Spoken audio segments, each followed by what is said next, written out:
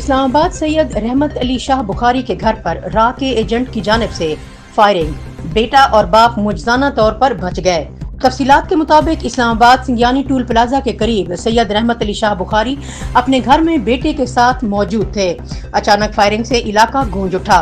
Firing उनके main gate पर की गई, जिस पर सैयद रहमत अली शाह बुखारी और दीगर हल्का मकीन निकले तो वो मौके से फरार हो गए। 15 पर कॉल करने के बाद पुलिस फौरी तौर पर पहुंच गई। वकूए पर सैयद रहमत अली शाह बुखारी ने बाकायदा थाने में रिपोर्ट दर्ज करवाई।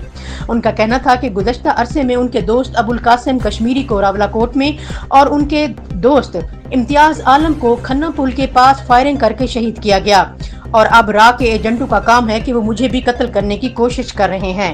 इसके बारे में बाकायदा FIR दर्ज करने के लिए दरख्वास्त दे दी गई है।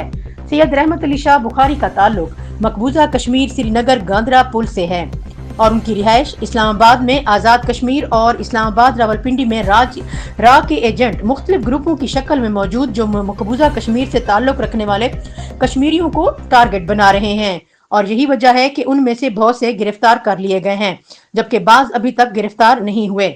मकबूजा कश्मीर से ताल्लुक रखने वाले कश्मीरियों की जान को खतरा है और यही वजह है कि सैयद रहमत अली शाह बुखारी मौजजाना तौर पर अपने बेटे के साथ बच गए। इस मौके पर उन्होंने समाजी और सियासी तंजीमों से अपील की है कि उनकी दादरसी की जाए।